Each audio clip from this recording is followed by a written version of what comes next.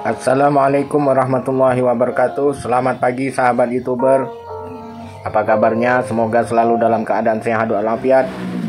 Dan sahabat guru PAI yang sedang berjuang dalam mempersiapkan diri ujian PPG, mari kita bersama-sama membahas soal uji pengetahuan untuk guru PAI. Semoga bermanfaat. 1. Pak Zainal adalah seorang insinyur pertanian di kota Surabaya. Pak Zainal ingin mengaplikasikan ilmunya, akan tetapi Pak Zainal tidak memiliki lahan untuk bercocok tanam. Pak Zainal mempunyai sahabat di kota Bangkalan yang bernama Pak Sahlun. Pak Sahlun terkenal sebagai juragan tanah di kotanya. Pak Zainal kemudian menyewa sebidang tanah pada Pak Sahlun untuk dijadikan lahan pertanian dengan biaya 10 juta per tahun. Pak Zainal kemudian menggunakan lahan yang telah disewa untuk menanam ubi cilembu. Untuk mengurus lahan tersebut, Pak Zainal dibantu oleh 6 orang pekerja. Setelah 6 bulan, ubi cilembu yang ditanam oleh Pak Zainal ternyata mendapatkan hasil panen yang bagus. Pak Zainal bisa memanen 100 ton ubi cilembu. Berdasarkan cerita tersebut, menurut pendapat Abu Hanifah, siapakah yang berkewajiban untuk mengeluarkan zakat hasil tanah? A. Pihak penyewa tanah. B. Pihak pemilik tanah. C. Pihak penyewa dan pemilik tanah. D. Pihak pekerja. E. Semua pihak yang terlibat. Jawabnya adalah B. Pihak pemilik tanah. 2. Bu Aini merupakan terapis herbal yang terkenal di kota Tuban.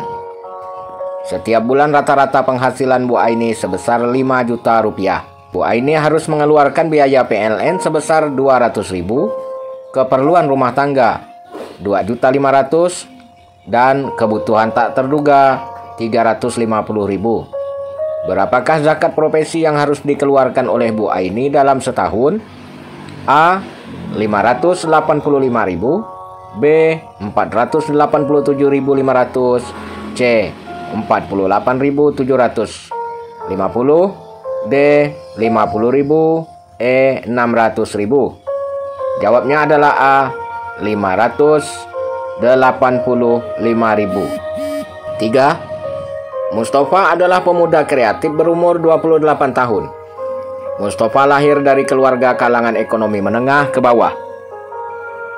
Mustafa memiliki keahlian membuat bahan kerajinan dari kardus. Untuk mengembangkan bakat yang dimilikinya, Mustafa berkendala dengan modal.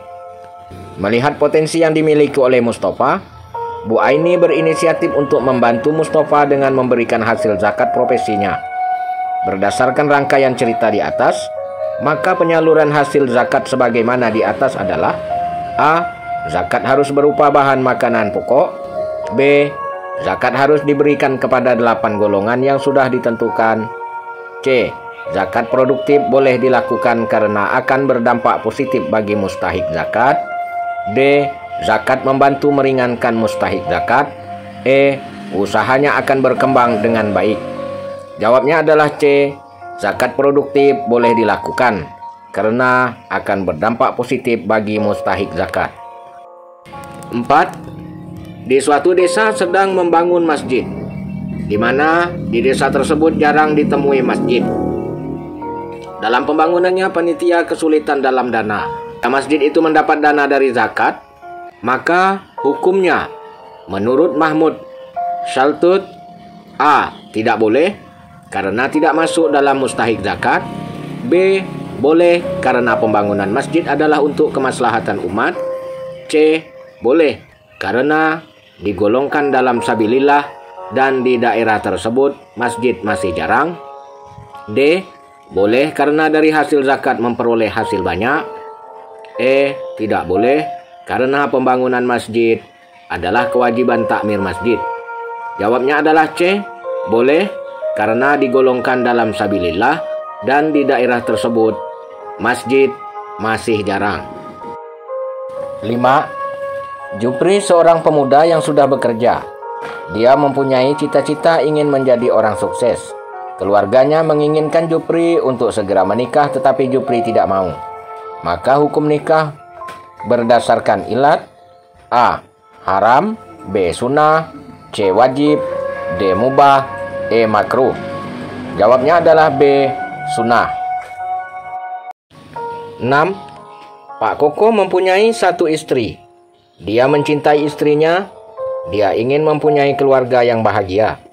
Dia ingin menjaga perasaan istrinya dan menjamin keluarganya tercukupi dalam hal materi. Maka Pak Koko menjalankan: A. Tujuan pernikahan, B. Prinsip pernikahan, C. Hukum pernikahan, D. Hikmah pernikahan, E. Larangan pernikahan. Jawabnya adalah A. Tujuan pernikahan. 7. Islam diperuntukkan untuk semua jenis dan golongan manusia serta memelihara kepentingan dan kemaslahatan yang bersifat pribadi dan umum. Kebolehan poligami karena untuk mewujudkan kemaslahatan bagi manusia agar tidak berlaku zina dan tidak terjatuh ke dalam pintu kemaksiatan. Kondisi darurat dibolehkan berpoligami adalah sebagai berikut kecuali: A. Untuk mendapatkan anak bagi suami yang subur dan istri yang mandul, B. Menjaga keutuhan keluarga tanpa harus mencerai istri pertama, meski ia tidak berfungsi semestinya sebagai istri karena cacat fisik dan sebagainya. C. Untuk menyelamatkan suami yang hiperseks dari perbuatan friseks. D. Menyelamatkan harkat dan martabat wanita dari krisis akhlak ataupun pelacuran. E.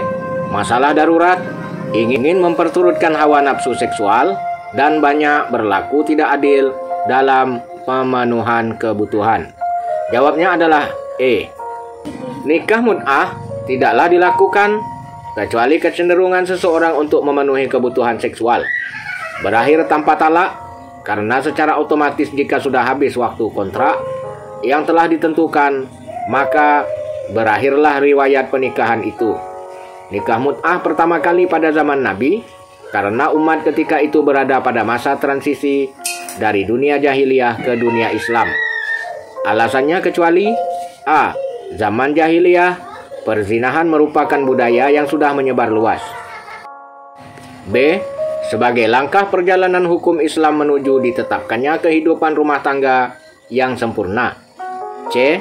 Islam mewajibkan kepada kaum untuk pergi berjihad. Mereka merasakan sangat berat tinggal jauh dengan istri-istri mereka. D. Kaum yang ikut berjihad ada yang memiliki iman yang kuat dan ada yang lemah. E. Takut terjerumus ke jurang perzinahan. Jawabannya adalah B. Sebagai langkah perjalanan hukum Islam menuju ditetapkannya kehidupan rumah tangga yang sempurna. 9. Dimaksud dengan Bank Islam adalah suatu lembaga yang fungsi utamanya menghimpun dana untuk disalurkan kepada orang atau lembaga yang membutuhkannya dengan sistem tanpa bunga. Contohnya bank muamalat. Maka dapat dibedakan antara bank konvensional dengan bank Islam, yaitu bank konvensional memakai sistem bunga, sedangkan bank Islam tidak. Sebagai pengganti sistem bunga, maka bank Islam menempuh cara-cara sebagai berikut kecuali: A. Wadi'ah, yaitu titipan uang, barang, dan surat-surat berharga. B. Mudharabah, kerjasama antara pemilik modal dengan pelaksana. C. Rente adalah keuntungan yang diperoleh oleh perusahaan bank karena jasanya meminjamkan uang untuk melancarkan perusahaan orang yang meminjam. D. Musyarakah atau syirkah, persekutuan. E. Murabahah atau jual beli barang dengan tambahan harga atas dasar harga pembelian yang pertama secara jujur. Jawabnya adalah C. Rente adalah keuntungan yang diperoleh oleh perusahaan bank karena jasanya meminjamkan uang untuk melancarkan perusahaan orang yang meminjam. 10. Pak Ali butuh biaya yang cukup banyak untuk biaya operasi anaknya di rumah sakit. Dia sudah berusaha mencari pinjaman kemana-mana, tetapi tidak berhasil. Akhirnya Pak Ali mendatangi rentenir untuk meminjam uang sebesar 10 juta, sesuai dengan biaya kebutuhan operasi anaknya. Alhamdulillah operasinya berhasil, tetapi ada beban yang belum terselesaikan, yaitu melunasi cicilan hutangnya ke rentenir yang nominalnya menjadi 15 juta. Hutang piutang seperti tersebut riba karena A. Membayar tambahan, B. Membuat seseorang malas untuk bekerja, C. Sudah membantu orang yang membutuhkan, D. A dan B adalah salah, E. A dan B adalah benar. Jawabnya adalah E. A dan B adalah benar. 11. Menurut sebagian ulama yang menghalalkan bunga bank mengatakan bahwa fee bukan termasuk riba. Terkait dengan pendapat ulama tersebut, jika dikaitkan dengan biaya administrasi yang sering dilakukan oleh pihak bank, maka status hukum dalam Islam adalah A. Makruh, B. Boleh, C. Haram, D. Subhat, E. Sunnah. Jawabnya adalah B. Boleh. 12. Imam Al-Ghazali pernah berkata, agama adalah pondasi, sedangkan pemerintahan adalah tiangnya. Hal tersebut menunjukkan bahwasanya ada hubungan timbal balik antara agama dan negara. Berdasarkan hal tersebut, hukum mendirikan pemerintahan yang di dalamnya syariat Islam dapat dilaksanakan dengan baik. Hukumnya menjadi sebuah kewajiban kolektif. Di bawah ini yang bukan termasuk dasar-dasar yang memiliki pemerintahan dalam Islam adalah A. Keadilan yang bersifat menyeluruh kepada rakyat, B. Sifat jujur, ikhlas, serta bertanggung jawab, C. Tauhid yang mengandung arti taat kepada Allah dan Rasul-Nya, D. Keadilan yang bersifat sepihak kepada rakyat tertentu, E. Adanya kedaulatan rakyat. Jawabnya adalah D.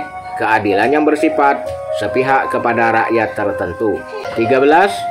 Indonesia merupakan negara yang penduduknya mayoritas Islam berdasarkan ketuhanan yang Maha Esa, di mana pemilihan khalifah atau pemimpinnya berdasarkan pemilihan langsung dari rakyat. Hal ini menunjukkan sistem pengangkatan pemimpin berdasarkan pada sistem pengangkatan dalam Islam. Di bawah ini yang bukan cara pengangkatan khalifah dalam perjalanan sejarah Islam adalah A. Pengangkatan khalifah melalui pemilihan oleh para tokoh umat, B. Pengangkatan khalifah melalui pemilihan langsung oleh rakyat, C. Pengangkatan khalifah berdasarkan keturunan, D. Pengangkatan khalifah berdasarkan secara sepihak rakyat, E. Pengangkatan berdasarkan usulan khalifah sebelumnya. Jawabnya adalah D. Pengangkatan khalifah berdasarkan secara sepihak rakyat. 14. Dalam sistem khilafah, rakyat sebagai kumpulan manusia yang dipimpin memiliki hak dan kewajiban yang harus dilaksanakan secara adil. Berikut adalah hak-hak rakyat di satu sisi, tetapi merupakan kewajiban pemerintah di sisi yang lain kecuali A. Hak untuk memperoleh keadilan hukum dan pemerintah sesuai Quran Surah 4 ayat 58. B. Hak berkumpul dan menyatakan pendapat sesuai Quran Surah 3 ayat 105. C. Hak untuk menolak kezaliman dan kesewenang-wenangan Quran Surah 4 ayat 148. D. Hak untuk bebas beragama sesuai Quran Surah 2 ayat 101. E. Hak keselamatan jiwa dan harta sesuai Quran Surah 17 ayat 33. Jawabnya adalah D. Hak untuk bebas beragama sesuai Quran Surah 2 ayat 101. 15. Setelah wafatnya Rasulullah, para sahabat menunjuk Abu Bakar sebagai pemimpin baru umat Islam atau khalifah. Pada masa pemerintahannya, Abu Bakar memerangi orang-orang yang murtad, sehingga banyak para penghafal Al-Quran yang terbunuh dalam pertempuran tersebut.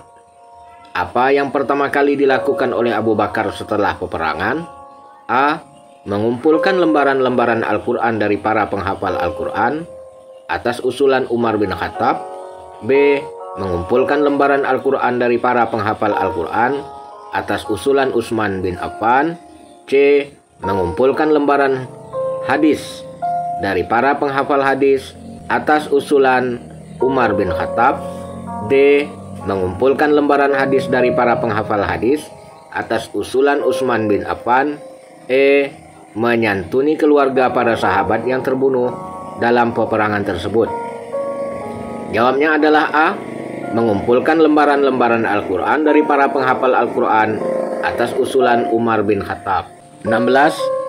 Pada masa Abu Bakar As-Siddiq, ilmu pengetahuan Islam tidak berkembang maju karena disibukkan dengan masalah-masalah seperti menumpas nabi palsu, gerakan kaum murtad, gerakan kaum munafik, dan memerangi yang enggan berzakat. Akan tetapi lembaga pendidikan kutab mencapai tingkat kemajuan yang berarti dikarenakan A. Masyarakat muslim telah menaklukkan beberapa daerah dan menjalin kontak dengan bangsa-bangsa yang telah maju. B. Para sahabat sangat bersemangat dalam mencari ilmu ke berbagai negara. C. Masyarakat muslim telah menaklukkan negara Eropa yang telah maju dalam ilmu pengetahuan. D. Masyarakat muslim menyebar ke negara barat yang telah maju. E. Masyarakat muslim banyak yang menimba ilmu di Amerika. Jawabnya A. Masyarakat muslim telah menaklukkan beberapa daerah dan menjalin kontak dengan bangsa-bangsa yang telah maju. 17. Perkembangan wilayah Islam pada masa pemerintahan Umar bin Khattab terus berlanjut sampai ke wilayah Mesir. Pada saat itu penduduk Mesir, yaitu suku bangsa Kibti atau Kopti, yang sangat mengharapkan bantuan dari orang-orang Islam. Hal yang menyebabkan suku bangsa Kipti mengharapkan bantuan orang Islam adalah A. Terjadi bencana alam. B. Terjadi perang Yarmuk. C. Terjadi peperangan di Ajnadin. D. Terjadi penganiayaan dari bangsa Romawi. E. Terjadi kelaparan yang diakibatkan peperangan. Jawabnya adalah D. Terjadi penganiayaan dari bangsa Romawi. 18. Utsman bin Affan melaksanakan politik ekspansi untuk menaklukkan beberapa daerah-daerah seperti Siprus, Armenia, Tripoli, An-Nubah, Kufah, Pars, dan Kerman. Wilayah yang sangat kaya akan sumber daya alamnya dan hasil bumi yang sangat melimpah adalah wilayah A. Siprus, B. Armenia, C. Tripoli, D. Kufah, E. Kerman. Jawabnya adalah A. Siprus. 19. Di masa pemerintahan sahabat Nabi terhadap kondisi sosial seperti kaum muslim diberikan kebebasan untuk keluar masuk daerah, memecat sebagian besar gubernur yang korupsi, membenahi dan menyusun arsip negara, mengkoordinir polisi dan menetapkan tugas-tugas mereka, dan menggali dan mengamalkan ajaran agama secara murni. Dari kondisi sosial tersebut yang terjadi pada masa pemerintahan Utsman bin Affan adalah A. Kaum muslimin diberikan kebebasan untuk keluar masuk daerah. B. Memecat sebagian besar gubernur yang korupsi. C. Membenahi dan menyusun arsip negara. D. Mengordinir polisi dan menetapkan tugas-tugas mereka. E. Menggali dan mengamalkan ajaran agama secara murni. Jawabnya adalah A. Kaum muslimin diberi kebebasan untuk keluar masuk daerah. 20. Untuk menegakkan dan menyebarkan agama Islam, Khalifah Utsman bin Affan menempuh jalan dan strategi dakwah, di antaranya perluasan wilayah. Upaya perluasan daerah kekuasaan Islam di antaranya adalah melanjutkan usaha penaklukan Persia. Selanjutnya, strategi dakwah yang tidak kalah pentingnya pada masa Khalifah Utsman bin Affan adalah kecuali A. Standarisasi Al-Quran. B. Pengangkatan para pejabat. C. Pembangunan fisik. D. Pembangunan armada laut. E. Hanya melanjutkan perluasan wilayah sampai ke Tabaristan. Jawabnya adalah E. Hanya melanjutkan perluasan wilayah sampai ke Tabaristan. Demikian soal uji pengetahuan untuk PPG Guru Pai. Semoga bermanfaat. Assalamualaikum warahmatullahi wabarakatuh. Selamat pagi.